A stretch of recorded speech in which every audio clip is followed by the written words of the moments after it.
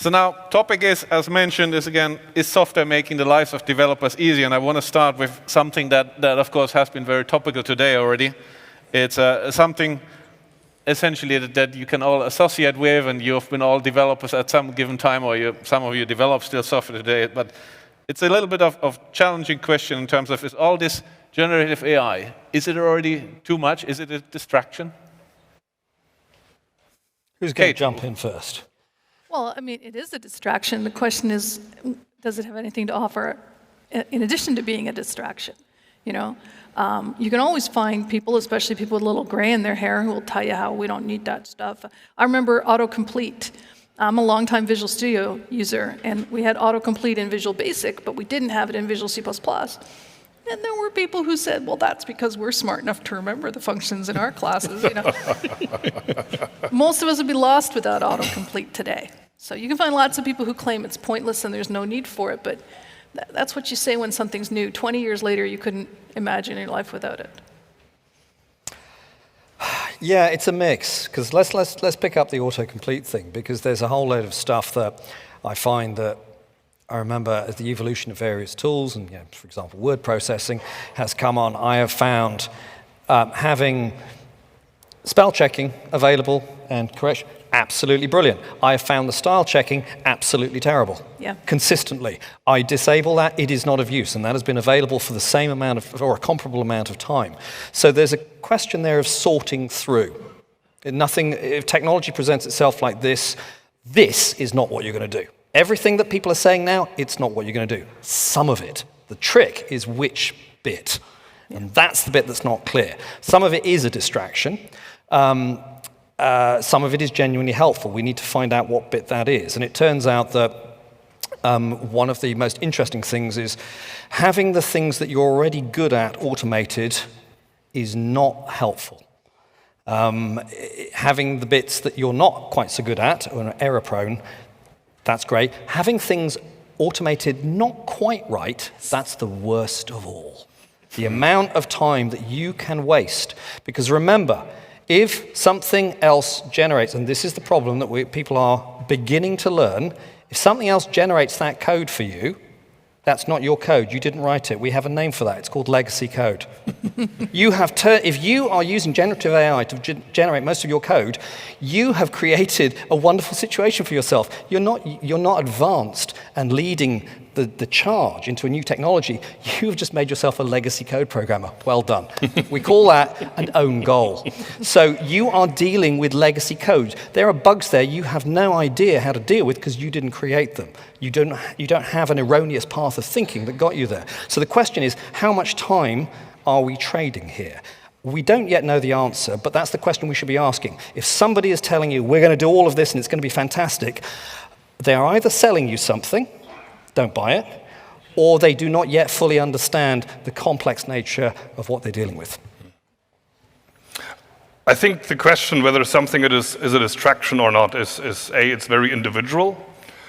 For somebody, something might be a distraction that is for someone else very useful, depending on skills, depending on expectations. And I think generally, as an industry of software engineering, we have historically not done a great job at looking at the user experience of ourselves. How can we create tools that we ourselves want to use? We don't have a culture or a routine around user experience studies, observing a developer, how they actually use Git. Maybe somebody would have come up with something else, right? So I feel that it can be, if it's done right, if it's designed like a consumable product that somebody actually likes to use, then I think we can create very useful integrations, very useful experience, very useful tools. If we don't, and assume that everybody understands the complexities and what's happening underneath, then I think we will end up with a lot of stuff that's just irritating the most people with pop-ups and delays and all sorts of things that, we all have maybe some experience with. Thank you. Now, hanging on to that topic a little bit in terms of, you all talk to developers daily, sometimes on the big events, sometimes just in the after-work party, sometimes in part of meeting the customer, but what do you think, what's your feedback currently, what's your gut feeling in terms of which of the use cases with generative AI are currently the ones that are valued most by developers and testers? Yeah. The people who won't stop telling me how much it's helping them are doing things that they can check. So please write me this email. Please write me, here's some bullet points, turn it into 2 pages of English. They can read it and see if it says what they meant to say, so it's easy for them to check it. Here's a piece of code I know works in language A, but I need it in language B. Could you translate it for me? And they understand the algorithm, and the compiler will tell them if they got the syntax wrong, they're fine. Unfortunately, those are the things that save you the least time. You could have done them. They wouldn't. How long does an email take to write? You know, those are good use cases because there won't be a hallucination. Mm-hmm. The problem is when you don't know the algorithm, so you get some code off of Stack Overflow and then you ask to have it translated into another language and you don't know that language and can't debug in it. Well, it could save you a lot of time, but it could also cost you a lot of time. Yeah, it's a game of probabilities, and I think that exact issue, that question of certainty, where does my time go? There's a question of risk in the sense of I'm saving time or I'm losing a lot of time. Which one's it going to be? And I think that when people are looking at these things, and I think Kate raises a really interesting point, and a very important point, checkability, and that's what when I have found stuff is that I've known what answer I'm expecting, in the sense that either I know it as a fact, or if it's code, I know I've got tests for it, and so therefore I can confirm whether or not it's correct. And so what I've done is I've still done a lot of the thinking. I still have a lot of that, and the thing that's been generated, it fits into a very well-defined space, and that's really impressive that we've got something like that. The problem comes when we ask it to do something we don't know the outcome of, and therefore we don't have the checkability. Or let's just look at real developers. We don't think we have enough time to check that it's right. And that becomes the issue that I think in terms of are those the ones that we're dealing with? Now, things like an assistant that helps you as opposed to the full generation. So it still has pros and cons, but something along the lines of the co-pilot space is more likely to be, I wouldn't mind help. I don't mind a few pop-ups, as long as it doesn't look like Clippy. I don't mind a few suggestions, because that's, although it's not a true conversation, there's an informed, or hopefully there's some kind of interaction here. I'm making a decision. If somebody is suggesting, have you thought about this testing edge case? That is also a really helpful thing. So in other words, as a kind of secondary, but not as a primary, I need to have enough knowledge, I need to have enough willpower in that. I think that's a really interesting space, and probably the one that is going to be the most reliable in the long term. And I think that interaction, I think the interaction is quite important, but it has to be informed. Yeah, the infinitely patient sparring partner. Yeah, that's right. Coach, review this code for me. The one that will tolerate all kinds of crap that you come up with, including you're having a bad day, but it won't tell you you're having a bad day, and that's fine.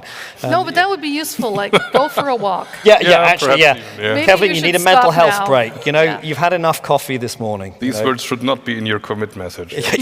So, I think this coaching approach, but also this boilerplate. On the other hand, if I need a generative AI to get rid of my boilerplate, trudge, maybe I should abstract that boilerplate away. Maybe I should use a framework. Maybe I should think about how can we build easier usable components, library frameworks. Yeah, and I think exactly what you were describing there, the framework and understanding that idea, whenever you see repetition, it's don't outsource it to something else to generate for you, and that's unfortunately been a lot of the history of code generation, is, hang on, can I put this on the inside of my boundary of abstraction rather than keep it on the outside? Can I change, is there a design decision I can make that would change this? rather than, oh, I got something that does the work for that. Yeah, and it'll spew out the 50 lines every time. Yeah, Yes. yeah. It's just like, actually, do we need those? Is there something I can encapsulate? And I remember that exactly that idea, and we tend to talk about that in terms of good design. It's just like, well, why is the user of this doing all of that when we're providing them with a framework? We can redraw the boundary. We can do that. And there's not even a generation thing. It's just like the work is done here. Brilliant. So I would claim that generative AI is here to stay. So it's going to be disruption for a lot of people, a lot of developers. I think everybody has to adapt it one way or the other, because it will, even if it's just 20%, it will be productivity gain that you cannot explain forever. You're the employer, why you're not tapping into that one. But it's a big change, right? It's a big disruption. So Kevlin, this should be right down your alley in terms of what would you suggest would be the best change management if you're an individual developer, you're looking at GitHub Copilot or any other code generation capable. What's the best way to adapt to that change? Well, I'm going to pick up something that you mentioned and play it back against the probabilities and risk. It can be a productivity gain. It can also be a huge productivity loss. If you accidentally end up creating lots of errors that you are firefighting, that still looks like productivity from the coding point of view, but from another point of view, you've just pushed up the failure demand. You've pushed the shape of the defect curve up. And that's not something that you want. So you want to be in that group of developers who understand what is being done for them and have enough oversight to be able to say, this is checkable. I know the answer to this. I am in charge here. I'm getting the convenience. I have an expectation. So I found a video of me at a conference in Poland in 2016 being asked a question about AI. And this is before all of this, and it's great. It's so often prediction of the future is wrong. I also have videos of me predicting the future incorrectly. In fact, but most of those don't exist anymore because they were before 2010. So that's fantastic. It makes my record look really good. But this 2016 one looks great because one of the things I said was get better at testing. Get better at testing, because a test it's an expectation. I know what I'm expecting. I know what the outcome of this is going to be, and you're framing that. It's a skill of specification, not simply of testing something is correct. It's like, can I actually say what I understand to be correct? That is the area I would get people to be better at. In other words, understand what you want from the tool, the software that you're going to build. Have a clearer vision about that. And for developers, that normally means lifting your head out of the technology space you're really, really good at, which is a natural focus. But you've got to take a step back and kind of look at the context, look at the picture, and do that. Just pull back a little bit from that bit that you regard as your skill center, as it were. Okay, what do you think? You have a lot of experience as well managing sometimes more challenging projects when you're called in as a consultant. So it's always a problem when people think they're doing fantastic and are not. Like, there's really no harder problem to solve than someone who just is walking around the office going, nailed it, when they did not. And I do worry that someone's like, I got this code off the bathroom wall, basically. You have no provenance for it. And they're using it, and they don't have tests, and they don't have a background knowledge. There's a thing going around on Twitter right now. Apparently, if you ask, does Australia exist, you will get back, no. And this is partly because when you write an article about Narnia, you say Narnia is a fictional country in this book and this series of books and blah, blah. When you write an article about Australia, you do not say Australia, which is totally a real continent that actually exists. We leave that part out. And so the AI wasn't finding any evidence for Australia existing. And there were some joke articles that it didn't exist. Then that was the consensus. Australia does not exist. Sorry to Australians. But that could also happen if you ask it how to parse JSON or whatever else you need to do, right? Depending on what the corpus, certain things that we took as given, like that Australia exists, are therefore not written down and may not be written down in the sources that it's getting your code from. And they may be really important, especially if it's stuff like thread safety and perf and scaling and a whole bunch of stuff that we were really bad at thinking about and writing down. We could be in a bad place. Volker, how are we going to deal with generative AI and code being suggested by generative AI and then being sent upstream into the Qt project? How are we dealing with Gen AI and the Qt project? Yeah, that is an excellent question. What is the provenance? What is the ownership? What is the copyright implications? I mean, if I take an optimist approach and say, I can do what I am doing because I have read books, I have learned, I have read someone else's code. Do I need to cite all my sources? They have obviously influenced how I develop software, what letters, what books, what emails I write. A generative AI is in some ways not that different. It's not like it stores all that information and copies from it. It has been trained with this information, but it's not a verbatim copy of that source material. So to some degree, my brain doesn't work all that different maybe from a generative AI. And from that perspective, maybe if I can make a patch to Qt because of what I have learned, maybe I should give the generative AI the same benefit of a doubt and say, you can do what you do because of what you have learned. So from that point of view, I think the rulings are still out in terms of legal and otherwise judgment calls. I think the accountability that comes with that patch is where the questions are. Who has written it? Can that person actually explain it? Can we have that conversation? Can we have that discussion? Can we probe where the weaknesses are? Is it covered with tests? Is it documented? Is it something someone else would like to maintain? These questions are somewhat independent of where the code ultimately comes from. So if I'm thinking optimistically, I think it can work. But we are still a bit in the honeymoon season with generative AIs, and looking at what the numbers were that we saw earlier when EFICode was presenting, yes, people are more productive and the code is evidently higher quality. I think maybe that is because the people that are using generative AI today have actually been trained as software engineers. We don't have a generation of software engineers today that didn't have to go through the motions, that didn't have to go through the repetition. We get good at playing an instrument by repetition. We get good at most of the things that we are doing and that make us capable craftsmen by repetition. If we are saying, I'm not playing all that easy stuff on the piano, I go straight for the solo, might not be great results. And I think with software engineering, it's the exact same. We get better by repetition. We get better by katas and by dojos and by doing these things repeatedly and really understanding how the sausage is made. And once we have done that, then we can use a tool to, yes, partly automate the boilerplate away from us, partly just reduce the amount of typing we need to do. We haven't gotten to that point yet where the only people that are using generative AIs have been able to learn or become software engineers through generative AIs. And that's going to be an interesting state of the industry once that first generation of students gets into the professional life. But what I'm hearing is essentially the Qt project is open, but every code that is being suggested, make it like your own.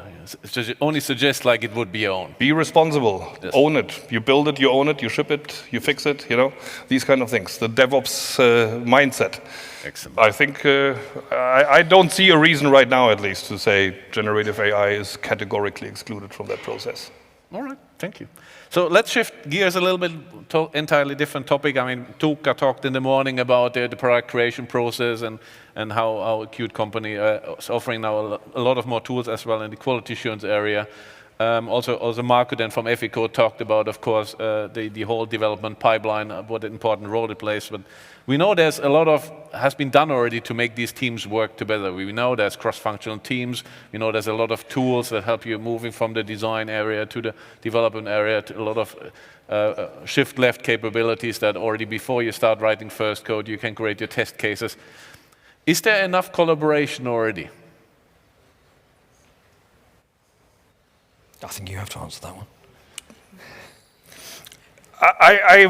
Before I came back into the Qt universe, one of the things that I did was work in the system automation domain, which is where the DevOps movement happened.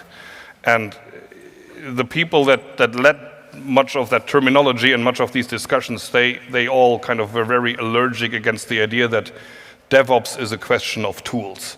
DevOps as a process of a collaboration, of owning what you're building, of owning what you're shipping and taking responsibility.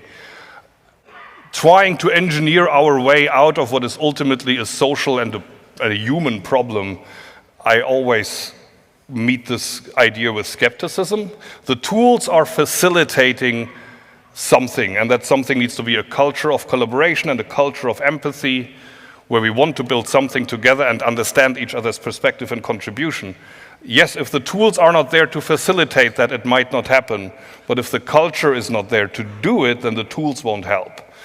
So yes, we need better tools. I hope we can create better tools for that, for people to be able to co-create something and see how the other person is working. But let's not fall into this temptation that we can somehow engineer our way out of something that is probably a cultural or a team or a collaborative problem on a different level.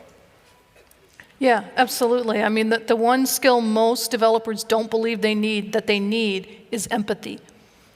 And if you can actually truly care that someone's going to have to work all weekend to cope with something, or that some other plan is going to be ruined, then you will shift left in whatever you need to shift left to prevent that from happening, and you'll reach for the tools to help you. Now, I went through the software methodology wars of the 80s and 90s, and the most insightful comment I heard about them was, any methodology produces good software in the hands of people who are good enough at software to invent a methodology.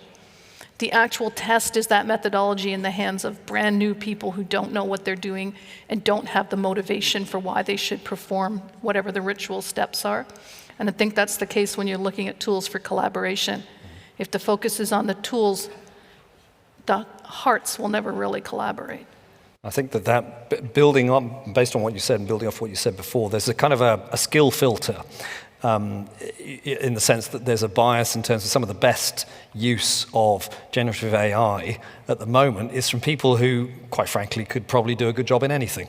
I remember going through in the 90s, there were all these, okay, we'll have these object technology adoption projects, and a lot of them were really successful because why? They chose the best people in the company, or the people that were most likely to innovate anyway. And you could have said, we're going to use this, we're going to develop new technology using assembler and banana skins. You know what? Those people have done a really good job because it's them. It's a reflection of the people. And so therefore you need to be able to take a step back and go, okay, what are the tools for? And exactly that idea, the tools facilitate something, but there has to be the something there. And people do often reach for tools a little too quickly sometimes. I was here in Berlin 2 weeks ago at meeting C++, and I gave a keynote, and I was talking about a whole load of stuff and a number of interesting issues with floating point numbers and all the rest of it. Half the questions I received were, are there any tools for this? This is like, no, this is a people thing. Sure, there are tools that can help you, but if you don't have it up here or don't understand within your team that this is a thing, this is knowledge to be passed around, that there's something here, the tools are not the answer. They may be part of an answer, they may be part of support. They may facilitate stuff. I mean, we all like tools at one level. I like compilers, they're a wonderful thing. I don't want to have to handcraft that assembler. We like tools, but there is this notion of they are part of the answer. They are not the whole answer. It has to come from here and here. Nothing to be added already. Then let's take one or two questions from the audience. One of them seems to be a bit targeted, but we grilled Volker and Morris already early nicely, so we'll continue with Kevlin now. This is very philosophical. This is going to be good. How do we teach people outside of software, outside of tech, that change is good? Oh, that's a great one. How do we teach? Yeah, so do I have a single answer to that? No. You will find different people. When you're talking about something that is as subtle and as complex as people's relationship with change, there is another quote to do with change, is that there are two things in life that people struggle with. They don't like things being the same as they are, and they don't like change. Somewhere you need to navigate a path between that.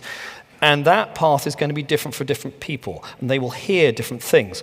So the value of metaphor, and why I've even done whole talks on metaphors and why we use metaphors like technical debt and software architecture and stuff like that, is that different people are engaged by different metaphors. You speak to some people, you use a particular metaphor, and they go, I got it, that's it. But that's not going to be the same for all the people in the room at the same time. Different people will hear different things. I had somebody message me, I think last year, about how he's in the medical software space, and he's used a particular set of metaphors that are very particular to the medical software domain, and he uses those to communicate the value of change, the value of, the value of change and the relationship to the code and how to communicate technology to people who are otherwise not necessarily technologists. But for me, those metaphors would not work because I'm outside that space.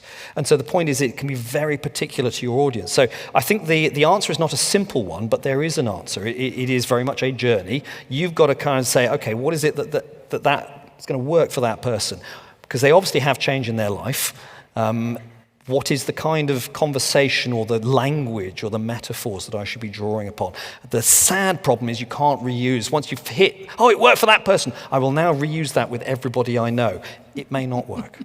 All right, now we'll talk a lot about disruptions and change from the outside, things that happen and how to deal with them. But since we are now heading towards the end of day one, so maybe I have a personal question to each of you in terms of if there's one change you wish for the area of product creation to happen in 2024, which change do you want to see happening? What's the event, the change in behavior, the technology, anything you want us to see in 2024? What will make it a better world in the area of product creation in 2024? I know the clock is ticking, but Kate? There's a saying that in the Silicon Valley world, everything they're inventing is stuff that their mothers used to do for them.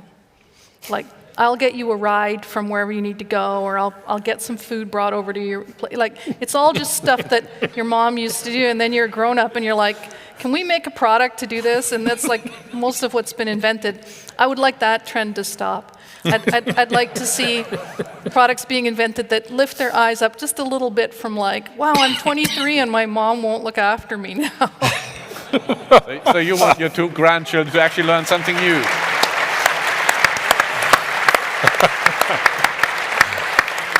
I just want to copy and paste that answer, but I'll give you something else. And I'm actually going to take the words that you used. I would like next year to see greater realization of exactly that, product creation. That most of what we do in technology, whether it is pure software or has a large software component, is creation of products. If you look at the language of software over the last few decades, and it's still current, is we talk about projects. Projects are not the same as products. They have a different kind of construct. Project management thinking is toxic to products.